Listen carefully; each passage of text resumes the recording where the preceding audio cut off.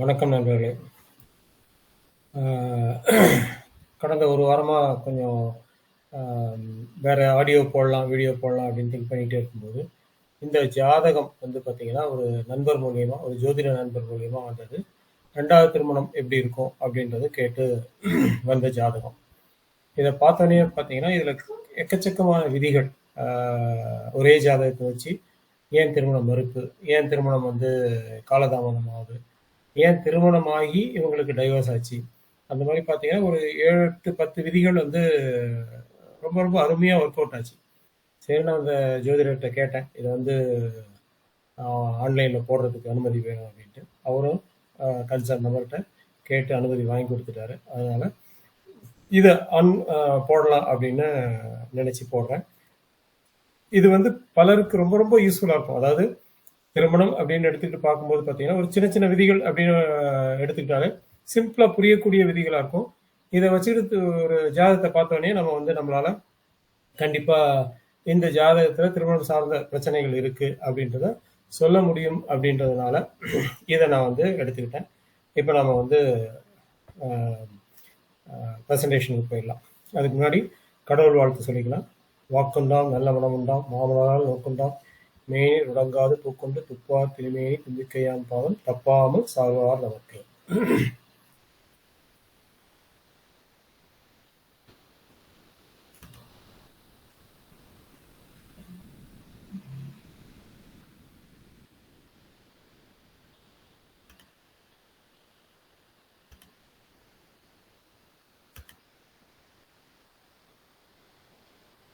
Slideshow.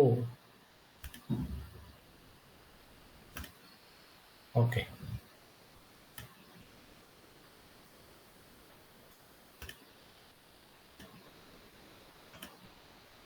இந்த ஜாதகம் அப்படின்னு பார்த்தீங்கன்னா, இதில் வந்து ரிஷப லக்னம், பெண் ஜாதகம். பெண் பிறந்தது வந்து 7 ஜூன் 1984, 1984 பிறந்தவங்க. ஜூன் மாதம் 7ஆம் தேதி பிறந்தவங்க. காலையில் 5:10க்கு சென்னையில் பிறந்த ஒரு பெண் ஜாதகம். லக்னம் பார்த்தீங்கன்னா ரிஷப லக்னம். லக்னத்திலேயே புதன் 2ஆம் அதிபதி லக்னத்தில் வந்திருக்காரு. அது ரொம்ப ரொம்ப நல்ல விஷயம்தான். கூட சூரியன், ராகு, சுக்கிரன் 3 லக்னாதிபதி அங்கே இருக்காரு. இது பார்க்கும்போது பார்த்தீங்கன்னா ரொம்ப நல்ல ஜாதகமாக இருக்கும். ஏன்னா 2ஆம் அதிபதி, 4ஆம் அதிபதி, லக்னாதிபதி இவங்க எல்லாரும் சேர்ந்து ஒரே இடத்துல இருக்கிறதுன்றது நல்ல விஷயம். அது இல்லாமல் 4ல் சந்திரன், சிம்மத்தில் சந்திரன், 6ல் செவ்வாயும் சனியும், 6ல் செவ்வாயும் சனியும் இருக்கிறாங்க, வக்ரமாக இருக்கிறாங்க.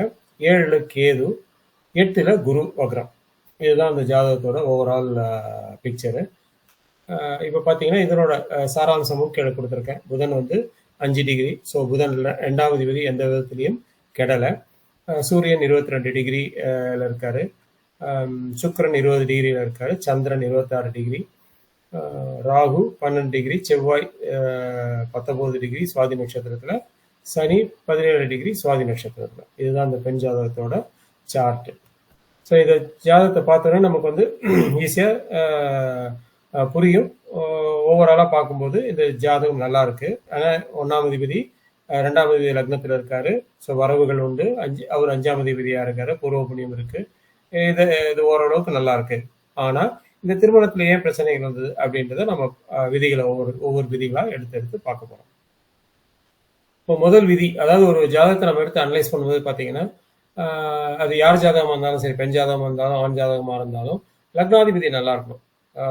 லக்னாதிபதி எந்த விதத்துலையும் கெடக்கூடாது. லக்னாதிபதி நல்லா இருக்கணும். 5ஆம் அதிபதி நல்லா இருக்கணும். 9ஆம் அதிபதி நல்லா இருக்கணும். இவங்க 3 பேருமே நல்லா இருந்தாங்கன்னா ஓரளவுக்கு அந்த கண்டிப்பாக அந்த ஜாதகம் ஜெயிச்சிரும்னே சொல்லலாம். இதில் 3 பேரில் யாராவது ஒருத்தர் நல்லா இருந்து 2 பேர் கெட்டு போனாங்கன்னா ஓரளவுக்கு அவங்க ஜெயிச்சிரும்னு சொல்லுவாங்க. 2 பேர் நல்லா இருந்தாங்க அப்படின்னா 60 to 70% வந்து நல்லா இருக்கும் அப்படின்னு நம்ம எடுத்துக்கலாம். இந்த ஜாதகத்தில் 2ஆம் அதிபதி, அதாவது 5ஆம் அதிபதி 2ஆம் அதிபதியும் ஒரே இடத்துல ஆகி அவரு லக்னத்துல நல்ல நிலைமையில திக்பலமா இருக்காரு. புதன் வந்து திக்பலமா இருக்காரு. ஸோ இந்த ஜாதகம் பூர்வ புண்ணியம் இருக்கு.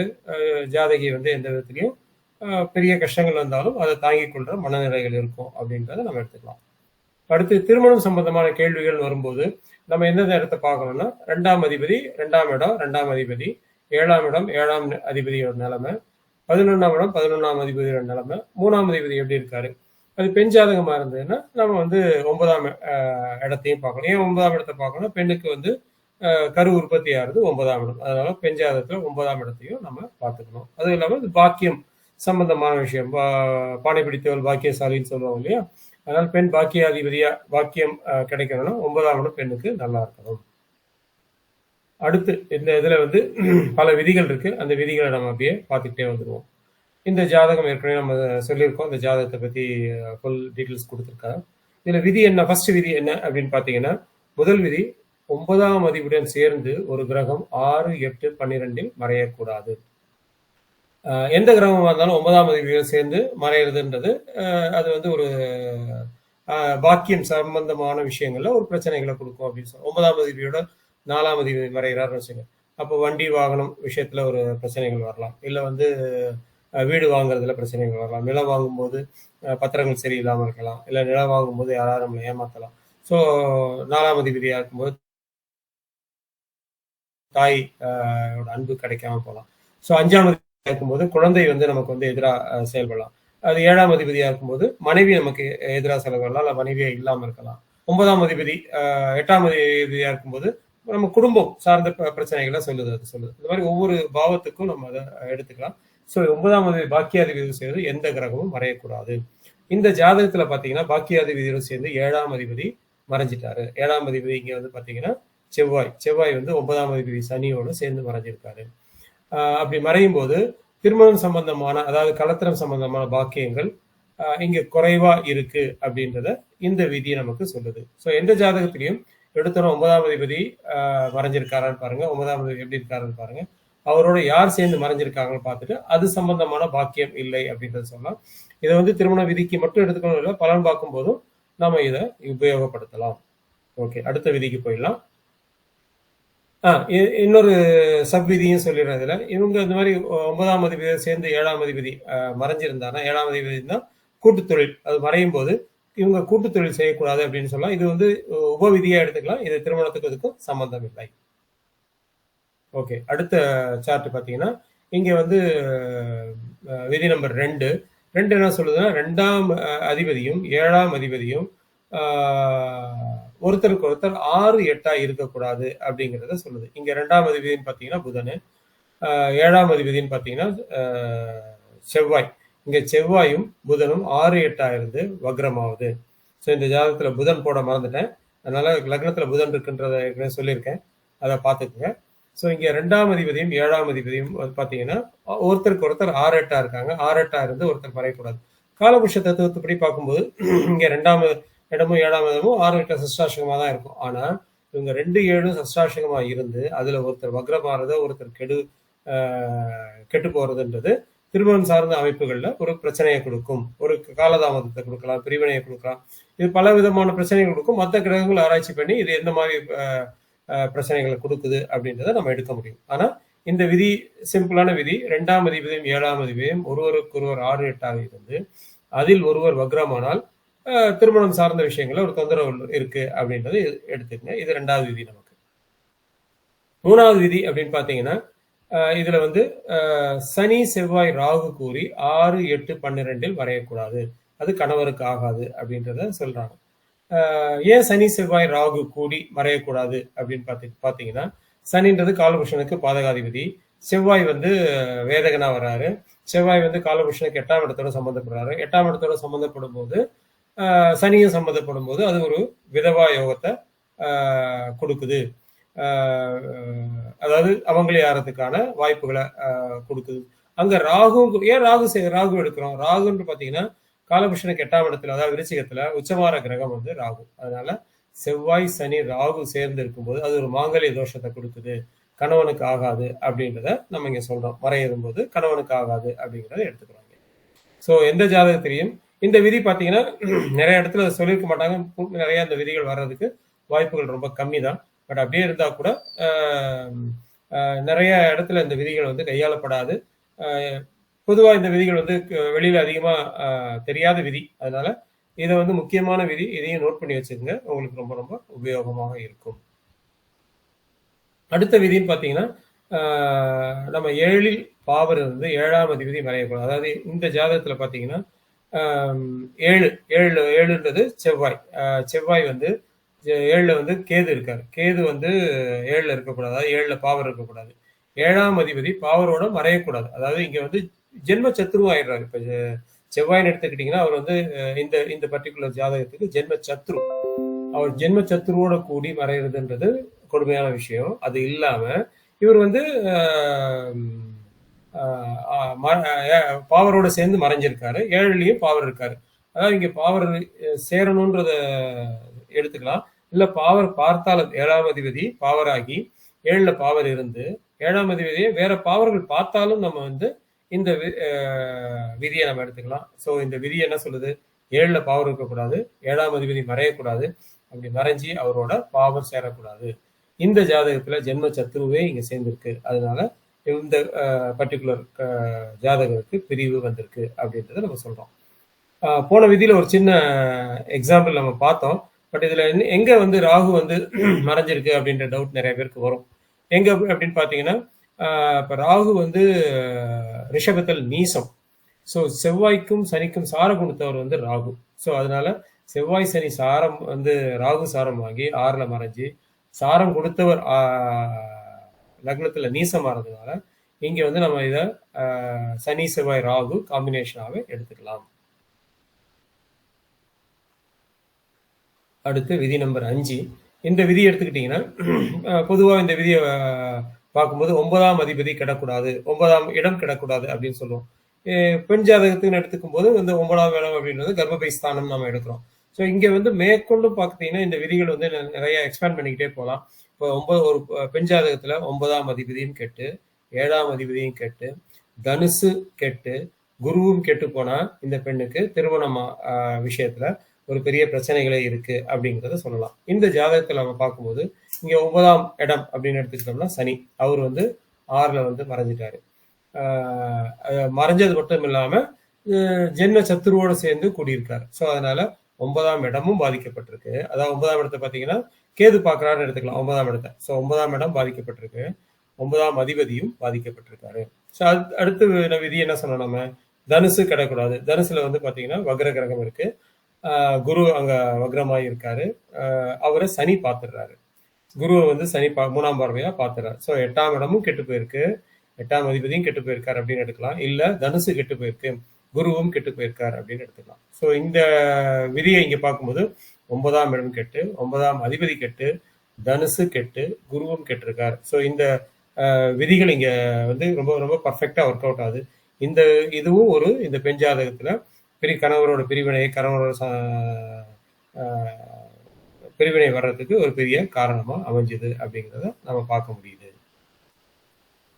அடுத்த விதியை எடுத்துக்கிட்டீங்கன்னா சுக்கிரன் அஸ்தங்கம் ஆகக்கூடாது. ஒரு இதுல பாத்தீங்கன்னா சுக்கிரன் வந்து அஸ்தங்கம் ஆகக்கூடாது. எந்த ஜாதகமா இருந்தாலும் அதுல வந்து சுக்கிரன் அஸ்தங்கம் அப்படின்னு நம்ம எது வரைக்கும் எடுத்துக்கிறோம்? சுக்கிரனுக்கு சூரியன்ல இருந்து 9 டிகிரி வரைக்கும் அஸ்தங்கம். ஏன் சுக்கிரன் இங்க அஸ்தங்கம் ஆகக்கூடாது அப்படின்னு சொல்றோம்? சுக்கிரன்றது விந்து அப்படின்னு எடுத்துப்போம். அது சூரியனை நோக்கி வர வர வர வர அந்த விந்து குறைபாடுகள் ஏற்படலாம். சுக்கிரன்றது நீர் கிரகம். அது சூரியனை நோக்கி வர வர வர அந்த நீர் சத்துக்கள் குறைஞ்சிடும். அந்த நீர் சத்துக்கள் குறையும் போது பெண்ணா இருந்தா ஸ்லோகிதம் இருக்காது, கணவரா இருந்தானா விந்து இருக்காது அப்படின்றத நம்ம சொல்றோம். நெருங்கி வர வர வர வர பாத்தீங்கன்னா இது வந்து ஒரு விதமான பிரச்சனைகளை கொடுக்குது. ஒரு சிலருக்கு திருமணம் ஆகாமலே இருக்கு, ஒரு சிலருக்கு திருமணம் ஆனாலும் அது ஒரு பிரிவினைகளை கொடுக்குது. பொதுவா பார்க்கும்போது பாத்தீங்கன்னா சூரியன்ல இருந்து சுக்கிரன் 42 43 டிகிரிக்கு மேல இருந்ததுனாலும் பிரச்சனையை கொடுக்கும் அப்படின்றாங்க. ஆனா 42 43 டிகிரிக்கு மேல இருக்கும்போது ஒரு சிலருக்கு தான் திருமணம் ஆகாம இருக்கு. ஆனா திருமணம் ஆகி கணவருக்குள்ள அந்யோன்யம் இருக்காம இருக்கு. அதாவது சூரியனும் சுக்கிரனும் பாத்தீங்கன்னா கரெக்டான பாகையில இருக்கும்போது கணவர் மனைவிக்குள்ள நல்ல அந்யோன்யங்கள் இருக்கும். இது வந்து நெருங்கி வர வர வர வர பிரச்சனைகளை கொடுக்குது. விலகி போக போக போக பிரச்சனை கொடுக்குது. விலகி போகும்போது என்ன ஆகுது? 2 பேருக்கும் அந்யோன்யம் இல்லாம 2 பேரும் ஏனோதானமோ குடும்பம் அமைஞ்சு வாழ்ந்துட்டு இருப்பாங்க. நெருங்கி வர வர வர இவங்களுக்குள்ள தாம்பத்திய உறவுகள் வந்து கம்மியாகுது, இல்ல வந்து குழந்தை பிறக்காம போகுது, இல்ல வந்து இது பிரிவினையை கொடுக்குது அப்படிங்கறதான் நாம இங்க பார்க்கணும். அடுத்த விதி போயிடலாம். அடுத்த விதி பாத்தீங்கன்னா கணவரை குறிக்கும் கிரகம் செவ்வாய். கணவரை குறிக்கும் கிரகம் வந்து செவ்வாய் ஆகி அந்த செவ்வாய் ஸ்தானாதிபதி காரகன் ஒருவராக இருந்து மறையக்கூடாது. அதாவது என்ன சொல்லுவோம்னா, ஒரு ஜாதகத்துல இப்ப 7ஆம் இடம் கெட்டு போயிருக்கு அப்படின்னு நம்ம எடுக்கிறோம். 7ஆம் இடம் கெட்டு போச்சுன்னா என்ன சொல்லுவோம்? 7ஆம் அதிபதியை பாரு, இல்ல சுக்கிரனை பாரு. இப்ப பெண் ஜாதகமா இருந்ததுன்னா செவ்வாயை பாரு அப்படின்னு சொல்லுவோம். ஸோ ஒருத்தருக்கு 7ஆம் அதிபதி கெட்டு போய் 7ஆம் இடமா 7ஆம் அதிபதி கெட்டு போயிருந்ததுன்னா அந்த காரக கிரகத்தை பார்ப்போம். ஆனா இங்க காரக கிரகம் ஸ்தானாதிபதியும் ஒருவராக வந்து அவரே கெட்டு போகும்போது அந்த பாக்கியங்கள் அந்த அந்த காரகம் அடிபடுது அப்படின்றத நம்ம பார்க்க முடியுது. அதே மாதிரி செவ்வாய் 7ஆம் அதிபதியாகி 6ல் மறைகிறதுன்றது தவறான ஒரு விஷயம். ஏன்னா 7ஆம் அதிபதி 6ல் மறையும் போது அது பிரிவினை, அதாவது 6ஆம் இடம்ன்றது 7க்கு 12 இல்லையா, அது ஒரு பிரிவினையை சொல்லுது அப்படின்றத சொல்லுது. அது இல்லாம இந்த ஜாதகத்துல 9ஆம் அதிபதி ஜென்ம சத்துருவோட சேர்ந்து கூடி அவர் மறைகிறாரு. அது இல்லாம வக்ரமாயிருக்காரு. 8ஆம் இடத்தை சனி பார்க்கிறாரு. 8ஆம் அதிபதியும் சனி பார்க்கிறாரு. ஸோ இங்க 8ஆம் இடத்தை சனி பார்க்கறது, 8ஆம் அதிபதியை சனி பார்க்கறதுன்றது ஒரு தொந்தரவுகளை கொடுக்கும். அதாவது 6, 7, 8 தொடர்புகள் வரும்போது அது ஒரு தொந்தரவுகள் கொடுக்குது, திருமண விஷயத்துல ஒரு பிரிவினையை கொடுக்குது அப்படின்னு சொல்லுவோம். இங்க ஏன் கணவருக்கு பாதிப்பு வந்தது? 6ஆம் இடம் பாத்தீங்கன்னா ஓகே, நம்ம வந்து 6ஆம் இடம் 8ஆம் இடம் தொடர்பு வரும்போது பெண்ணுக்கு வந்து நீண்ட கால வியாதி இருக்குன்னு சொல்லலாம், பிரச்சனைகள் சொல்லலாம். ஏன் இங்க கணவருக்கு தொந்தரவு கொடுத்தது அப்படின்னா, கணவர் அப்படின்ற நாடிப்படி பாத்தீங்கன்னா குறிக்கக்கூடிய கிரகம் வந்து குரு. அந்த குருவும் இங்க வந்து 8ஆம் இடத்துல இருந்து கெட்டு போயிருக்காரு. இதனாலதான் கணவருக்கு இங்க பிரிவை கொடுக்குது அப்படிங்கிறத, நோயை கொடுக்குது, இல்ல வந்து விபத்தை கொடுக்குதுன்றத நாம இங்க எடுத்துக்கலாம். இந்த ஜாதகி திருமணமாகி கணவரோட கொஞ்ச நாள் வாழ்ந்தாங்க. அதுக்கப்புறம் 2 குழந்தைய பெற்றாங்க. அதுக்கப்புறம் 2வது குழந்தை பிறந்ததுக்கு அப்புறம் ஒரு 2-3 மாசத்திலேயே கணவருக்கு உயிராபத்து வந்துருச்சு. இன்னொரு விதி இப்ப பாத்தீங்கன்னா இந்த ஜாதகத்துல இன்னொரு அருமையான விஷயம் என்னன்னா, இப்ப 7ஆம் இடத்தை நம்ம லக்னமா போட்டோம்னா 7ஆம் இடம்ன்றது கலத்திரம் கணவர் அப்படின்னு எடுத்துப்போம் இல்லையா, அங்க போட்டா கூட இந்த விதிகள் வந்து ஒத்து வருது. ஸோ இந்த ஜாதகத்துல பாத்தீங்கன்னா எக்கச்சக்கமான விதிகள் எல்லாமே வந்து ஒன்னா ஒரே இடத்துல வந்து குழுமி இருக்கிற மாதிரி ஒரு எண்ணத்தை கொடுக்குது.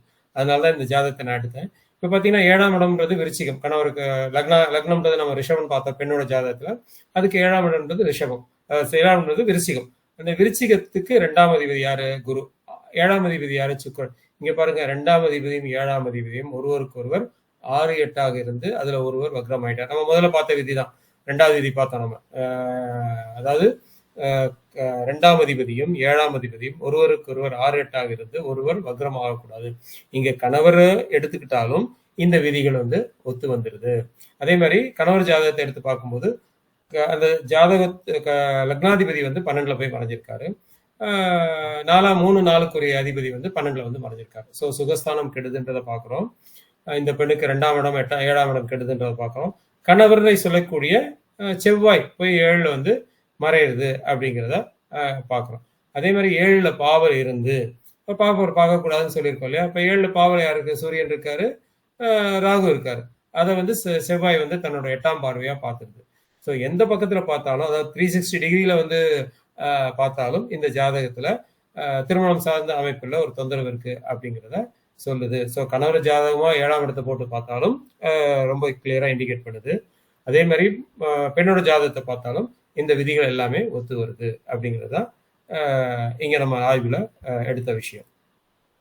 ஓகே, ஏன் இந்த பெண்ணுக்கு திருமணம் ஆச்சு அப்படின்றத நம்ம பார்த்தோம்னா, 2ஆம் அதிபதி பலமாயிருக்காரு. இந்த பெண்ணுக்கு திருமணம் ஆனதுக்கு மெயின் காரணம் 2ஆம் அதிபதி பலம். 2ஆம் அதிபதி பலம் அப்படின்றது புதன் வந்து இங்க திக்பலம். புதன் எந்த விதத்திலையும் கெட்டு போகல. புதன் ஒரு 5 டிகிரில இருக்காரு, சூரியன் 17 டிகிரி தான் இருக்காரு.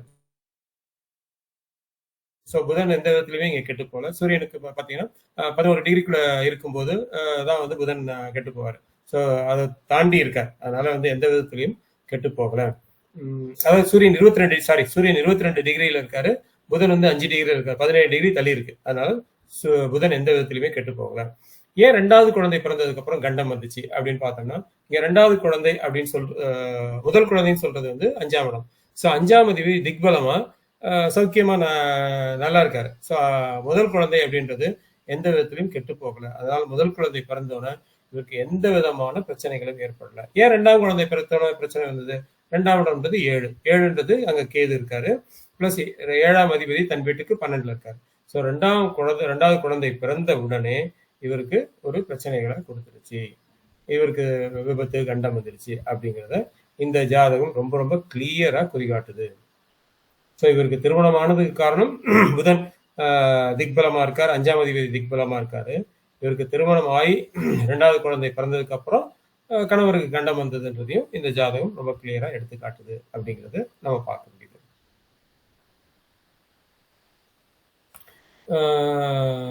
இந்த இவ்வளவு விதிகள் இந்த ஜாதகத்துல இருக்கு. அதனாலதான் இதை ஷேர் பண்ணேன். நீங்க வந்து இந்த விதிகளை ஓரளவுக்கு படிங்க, பாத்துங்க, நோட் பண்ணி வச்சுக்கோங்க. உங்களுக்கு ஜாதகம் பார்க்கும்போது கண்டிப்பா இது ரொம்ப ரொம்ப யூஸ்ஃபுல்லா இருக்கும். ஸோ இந்த வீடியோ பிடிச்சிருந்ததுன்னா உங்க ஃப்ரெண்ட்ஸுக்கு ஷேர் பண்ணுங்க, லைக் பண்ணுங்க. வீடியோ பார்த்துட்டு யூடியூப்ல உங்க கமெண்ட்டை கொடுங்க. உங்க கமெண்ட் அதிகமாக கொடுக்க கொடுக்க கொடுக்க இது வந்து நிறைய பொதுஜனங்களை போய் ரீச் ஆகும். அந்த கமெண்ட் அதிகமாக இருக்கும்போது அது ஒரு நல்ல வைப்ரேஷன் ஏற்படுத்தி நிறைய பேருக்கு இது போய் ரீச் ஆகிறதுக்கு வழிவகைகளை கொடுக்குது. அதனால தயவு செய்து யூடியூப்பை பார்த்ததுக்கு அப்புறம் உங்களோட கமெண்ட்டுகளை யூடியூப்ல கொடுங்க. நன்றி நண்பர்களே, வணக்கம். மீண்டும் ஒரு ஜாதகத்தோட அடுத்த வாரம் இணைவோம். நன்றி, வணக்கம்.